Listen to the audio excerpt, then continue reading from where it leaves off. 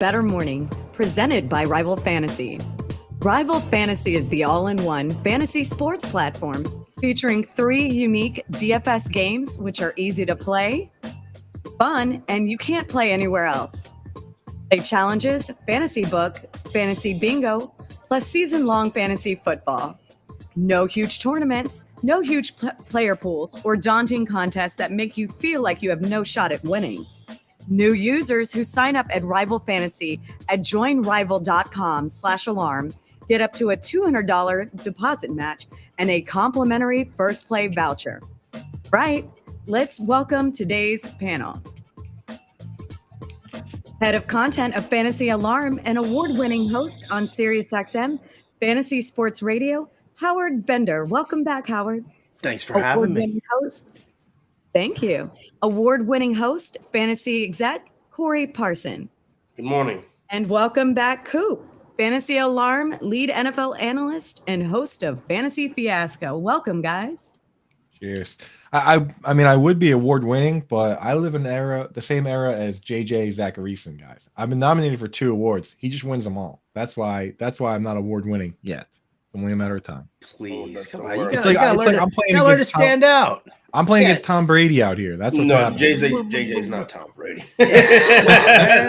Come on, man. You're talking to Jordan Magic right here, right now. Come on, there wasn't even you guys were playing before there was even a 3-point line, dude. Hey, I'm glad that we can get Bender awake to get back on the show with us. You know what I'm saying? So shout out to him.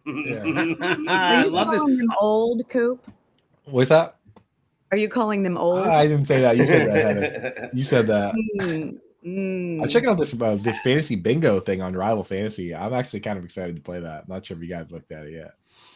I did. I signed up yesterday. Really cool. Got my match deposit ready to go. Fired up. Let's get it. I'm ready for the excitement of fantasy as well. Yeah. We'll be playing tomorrow, guys. So let's get to it. There are 5 teams. My apologies, guys.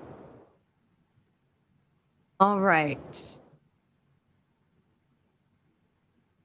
I had a little technical error. Here we go. I'm so sorry. Yesterday, Justin Herbert and the Chargers agreed to a 5-year, $262 million contract extension, making him the highest paid quarterback in the NFL. He has thrown for 14,000 yards, 94 touchdowns, and 35 interceptions in 3 seasons as the Bolts signal caller. Last season, he was just outside the top 10 in QBR at 11th. Do you think this contract is motivation enough to be a Super Bowl contender? They're currently plus 2,200 at FanDuel for Super Bowl odds. Howard, you're up first. Oh, well, welcome back to me, huh?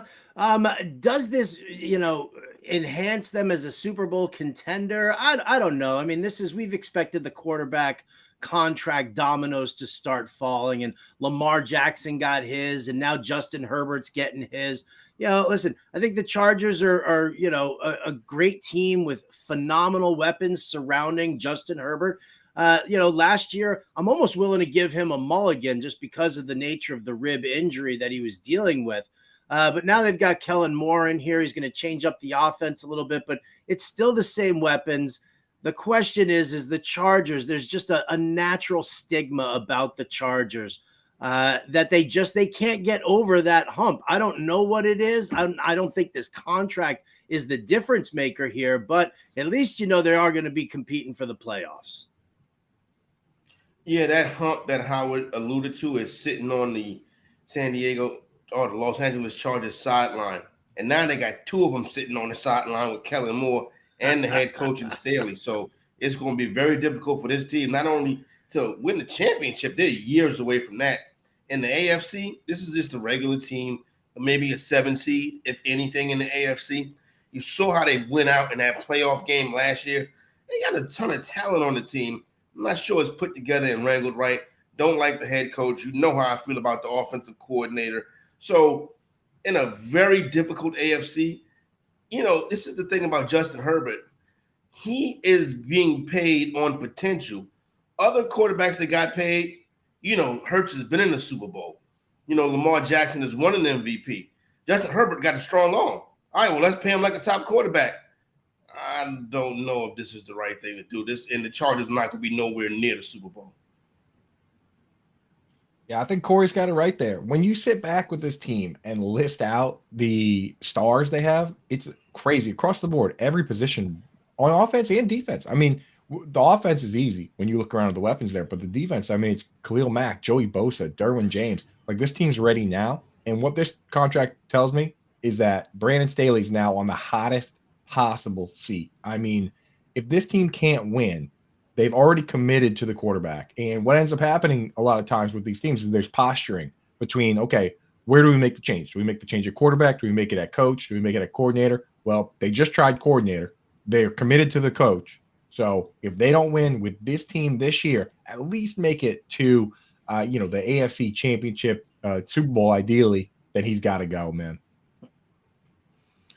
Anybody here ever try to bet the Chargers at home as a touchdown favorite? It is probably one of the most miserable experiences. Right, Corey's right there. You know exactly what I'm talking about. It's one of the most told me last year things. not to do it, and I did it anyway. Oh. You told me that. You said last year, like, never do that, and I had to suffer through that Jaguars playoff game. I was sitting there like, oh man. I wonder. This is what I was talking about. Why? A lot of people thought that Sean Payton would have sat back and waited for the Charger job to become open, because obviously who doesn't want to work with Justin Herbert? But he didn't, you know what I'm saying? So I feel pretty strongly they'll be looking for a coach when the season's over this year. Yeah, I mean, I'll tell you this, and to your point, Corey, I ask you guys, on the field, where are the holes? I mean, they went out, got Rashawn Slater, Zion Johnson, Corey Linsley on offense.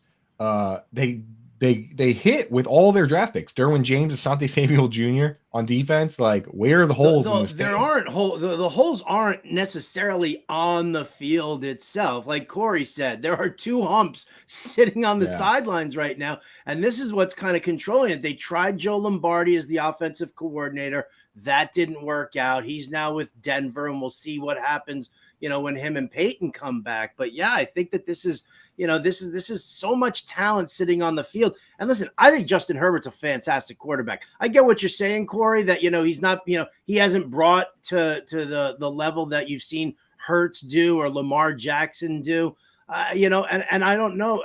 I don't think Herbert is the issue. You have to build around your quarterback. You have to have a franchise guy in the NFL right now. And that's what the Chargers are doing. So I agree with you guys, man. It's the hot seat is not on the players. We always sit there and we say, it's not the coaches who go out and do it. It's the players who are going out and actually playing the game. The players are playing the game. If they don't have the proper guidance and the proper leadership from the sidelines, they are never going to get over this hump. And this has just been a Chargers stigma for years and years. Like, since what, Fouts? I mean, basically, it does go back for a while. And it's, like we mentioned the talent, but it's on the sideline. It's on the sideline. They need a culture change. They need a dude to come in there who is known for building cultures. You know what I'm saying? That's who they need Eric Spoelstra. They need ownership. I'm putting 100. I'm honestly going to bet on the Chargers to win the Super Bowl right now. Don't do it. Don't do it. I literally just did it. I'll take that action, Coop. No, I got a sports book here. Send me the 100. You're saying save the juice. Dude, I'll give you 10 to 1. He'll take whatever odds. Yeah. I'll give you 10 to 1 odds. In return, I want naming rights for your firstborn. All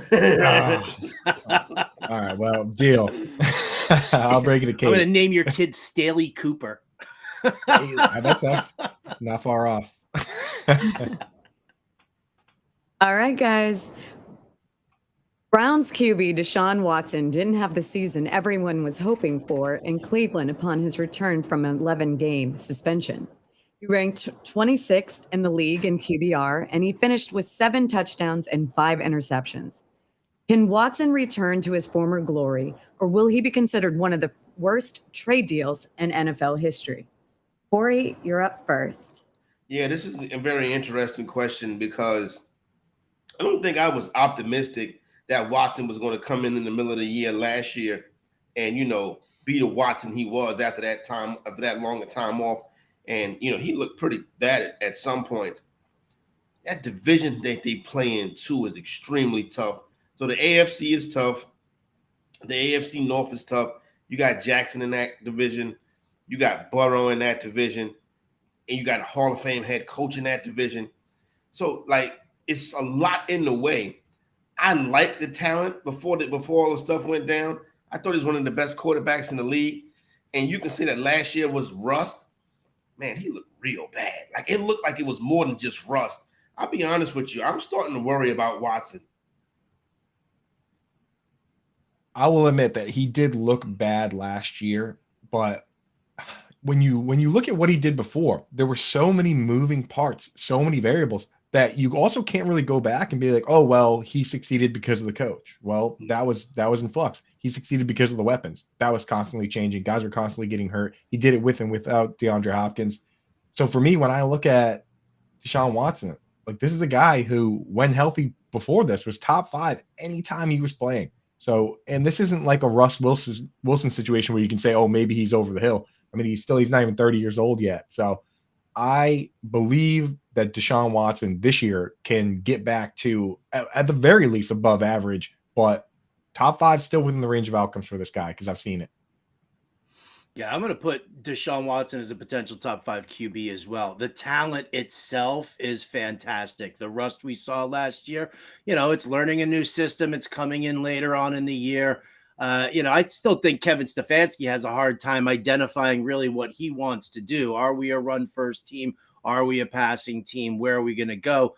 He learned all about, establishing a great ground game when he worked with Kubiak and Dennison in Minnesota, and yet he still kind of falls into that pass-happy situation. But I think the real question here is, will this be considered one of the worst trade deals in NFL history? 100%. Cleveland, I don't know what they were thinking. All the guaranteed money, all the guaranteed years, that was a mistake. And it's not just because of whether or not you think Watson's going to return to form. It's what they turned around and told the entire NFL when they guaranteed all of this money for Watson. So regardless of, unless the Browns win the Super Bowl this year, right, this is probably still going to be considered one of the worst trades in history, with a lot of guaranteed money on the table. Yeah, I hope that it continues to blow up, because there's information that I want.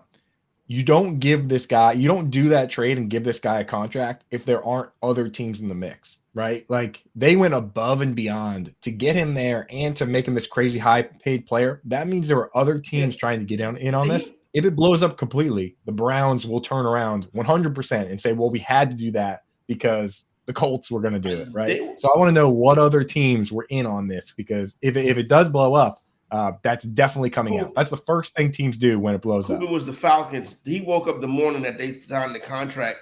They was gassing up the jet thinking they were going to Atlanta, and he was excited to be going to Atlanta. But what ended up happening is the Browns came in at the last minute and fully guaranteed the deal, and it was all bets was off the table at that point right there. That's why Lamar tried to come back this year and do the same thing, but obviously that was an outlier. You know what I'm saying? So I don't see how they get into the mix in the AFC. I think the conference is too good and the division is too good. You know what I mean? So he can have success. Now, me, I think that wins are a quarterback stat. So, I don't know if the wins are going to be there. Howard, let me ask you. Would you rather right at this moment be the Cleveland Browns or the Atlanta Falcons? You know what, man? That's a tough call right there. I'd probably rather be the Atlanta Falcons because of how soft the NFC is, how wide open it is. Their division is absolutely bleh. And yeah, Corey's right. You're dealing with the Bengals, you're dealing with the Ravens, and listen, the Steelers are, going to be better than they were last year. How about that? Give Pickett a little bit more extra time. But listen, I think that we're kind of selling Cleveland a little bit short here.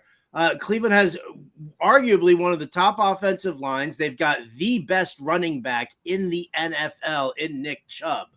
All right. If they can grab that lead, if they can do that, they will turn to the run and they will try and do that. We talk about it all the time, Coop. Running is a luxury of the winning teams. And so that's kind of what I want to see. I think the passing game can develop. I think they can do some great things. Watson has great weapons. Amari Cooper, strong route runner, solid hands. On the other side of the field, or in the slot, they bring in Elijah Moore, who's also a good route runner, who also has good hands. Donovan Peoples-Jones can help stretch the field. David Njoku is one of the top pass-catching tight ends out there. The weapons are right there. The scheme is in place. Watson, I think, is the linchpin here. And if he comes back better than he was last year, it's pretty hard to come back worse. But if he comes back better than he did last year, then I think the Browns do have a chance to, listen, they'll compete for the division. That'll be a slugfest division. But I do think that they have the capabilities of coming in as a wild card team with a better Watson than last year. Yeah, and I will say this, that the real interesting thing is that people forget that Jacoby Brissett quietly set the bar at least sea level, right? He was on pace to throw for like 4,000 yards. So this year, if Deshaun Watson doesn't come out and at least be above average, we know there's something wrong with him, because I just watched Jacoby Brissett with his offense be just fine. Oh, if they don't go to the playoffs, they're not going to blame Watson. They're going to blame the coach. Got it. Which I'm okay with. You know what? I think Stefanski had every opportunity in the world with the Cleveland Browns when he came over there. I mean, he took a system that he learned in Minnesota. He tried to implement it, and yet his spin, again, Stefanski's a panicker. That's the big problem here for Cleveland. Stefanski panics. You lose, you're losing, you have to get the lead back. He doesn't take his time and methodically move down the field. He wants to, be that run and gun offense that grabs the lead and then runs the ball. And they should be using the run to set up the pass, not the opposite. Mad. In 2010, in 2010, Kobe Bryant and the Lakers agreed to a 3-year, $90 million contract. So small compared to what's going on today. Although it was well-deserved, it locked the cap space for LA to get some additional weapons for the Lakers' success. They eventually got swept in the first round of the playoffs. Yesterday, Jaylen Brown, as you see smiling wide, signed a supermax deal with the Celtics for 5 years, $304 million, which is fully guaranteed, and is now the biggest contract in NBA history. Do you think Boston made the right decision? And what are your expectations of the team winning another NBA championship? Currently, they are second in futures odds at plus 550, behind the Nuggets to run it back at plus 450. Coop, you're up first. Now, I will admit this, even as a Celtics fans, the memes that I saw yesterday were funny. People saying, if Jaylen Brown's the highest paid player in the league, what is a guy who can dribble going to get? But the thing with this deal is that I've already seen these guys get this close to winning a championship. And Jaylen Brown's don't grow on trees, and he can improve. Like, these guys are still young, both him and Tatum. I do believe that with the combination of these two players plus the right pieces, you might have to work on the jigsaw puzzle for a couple years if it doesn't work with Porzingis this year. I think they can win it all. I don't think this is going to be a Portland Trailblazers, Dame Lillard, CJ McCollum type situation, because these guys are different players. So I do think it was the right move, and now just a matter of finding the right pieces to fill in the cracks. Our little chat right here, Heather asked the key question here: what will Jason Tatum get?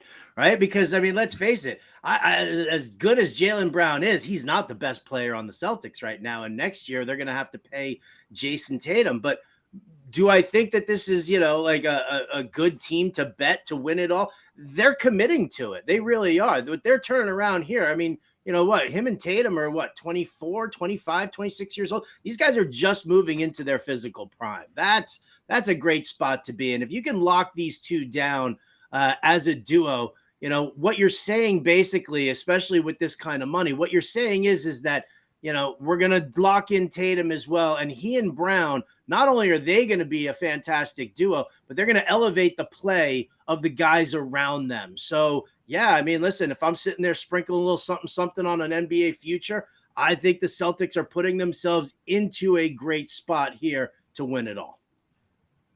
It's wild how different NBA contracts are from NFL contracts.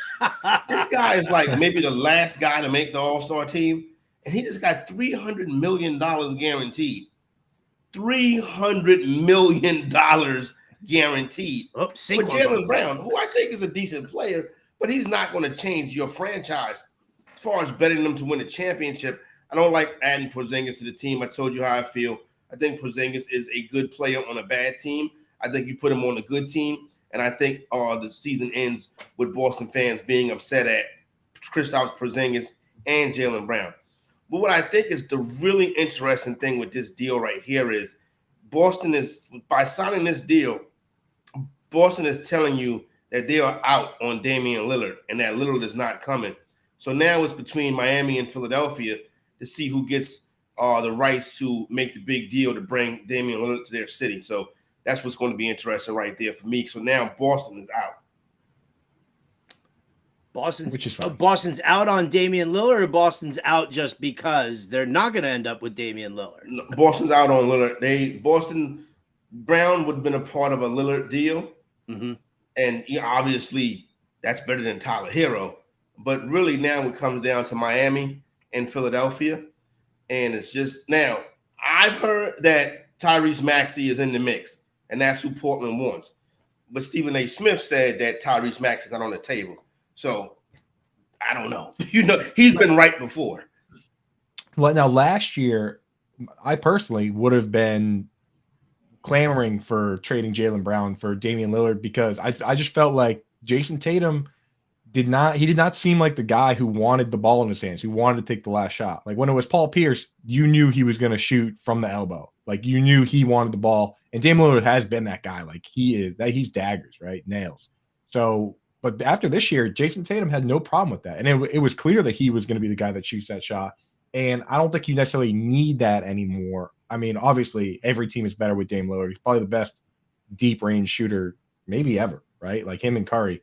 So, but for now, Jason Tatum, I'm comfortable with him being the guy. So you don't necessarily have to go pay for that. I'd rather they keep the two guys they have now and just focus on getting the right combo of bigs. Hopefully, Porzingis with that high screen is going to help out if he can stay healthy. I don't know nothing about no basketball. Howard, you didn't have to say that. We knew that. Nah. Not about football either. You got takes, Howard. Listen, when you're under 6 feet tall and you grow up in New York City and you don't have a 3-point shot, basketball's just not your game. Yeah, I was in the park playing stickball. I wasn't on the courts playing hoops. You get out there, set some picks out. I didn't hit my growth spurt until I was like in the 9th grade. It was ridiculous. I remember I hit my first stickball home run. I remember that like yesterday. You know what I'm saying? It was a very good feeling as a youth in New York City to hit a stickball home run. As a youth. That park on the Upper East Side around 96th Street, baby. Boom! There you go. Now it's time for Dealer's Choice. Give us your bet of the day. It can be on any topic and any sport. Oh, my. Howard first. Oh, my. Howard, you're up first. I am up first. All right, here we go. Oh, my. You know what? I'm going to go to MLB. I'm going to go today. I'm going to go to the Windy City. You got Cubs, White Sox, Marcus Stroman opposite Lance Lynn. Give me the Cubs first 5 innings money line in this one here. I got it from -120 on DK Sportsbook. Cubs bats right now, they are on fire. Stroman, little up and down. He's obviously worried about where he's being traded to, but I feel like this White Sox lineup, which, over the past week has just not been strong at all, is definitely easily managed for Marcus Stroman. On the other side, you've got Lance Lynn, and Lance Lynn has been absolutely atrocious this year. Of the 10 earned runs that he's given up in his last 2 starts, 9 of those 10 runs have come within the first 5 innings. He is not pitching well, even whether he's pitching for a new job somewhere or whatnot with the trade deadline coming. It's just not going to happen. Cubs take that early lead. They hold it for the first 5 innings. The money line, baby, -120 on DraftKings Sportsbook. -120. Very nice, Howard. Chalk. Howard telling us to bet the chalk this morning. What's wrong? What's wrong with betting chalk, dude? You might as well just make some money. The chalk hits. I'm gonna go to the NFL, tie your money up for a little bit, but I'm gonna take the over on the wins, on 6.5 wins for the Washington Commanders. Obviously the new ownership group is not doing anything yet, but it gives the team better morale. It gives the fan base better morale. The team is good in the trenches. They got good talent, skill positions. Head coach and quarterback is interesting. But they can get to 7 wins this year. I think the Giants are kind of broken, or they need to be reconnected after all the offseason drama. So I like the Commanders to get to 7 wins and make the playoffs this year. Yeah, really stretched it with that even money pick there, too. Corey, I think you've been drinking too much of that Carolina water down there, betting on Sam Howell, buddy. All right. Go ahead. Go ahead, my bad. It's trickling down from North Carolina down there. So for me, I'm going with one that I'm not necessarily betting right now, but I'm going to bet it. I'll bet it at this line, but I actually want to see if it moves up given recent news. But I was looking at James Cook's over under for yardage. Like the reason we like James Cook is because he's a pass catcher, but this is an undersized back on a team with Josh Allen and Damian Harris. Yet they have the yardage total set at like 700 more. But that's higher than guys like James Conner, much higher than DeAndre Swift, all these other guys. I look at that, and with the Nyheim Hines news, that might move up a little bit with people thinking that Nyheim Hines is actually going to be part of the rush attack, even though he had 6 carries for -3 yards last year. So I'm going to keep an eye on that one. If it moves up at all, I'll bet it immediately. And if it doesn't, I'll probably still bet the under because you get 2 outs. You get underproduction and injury with the running backs.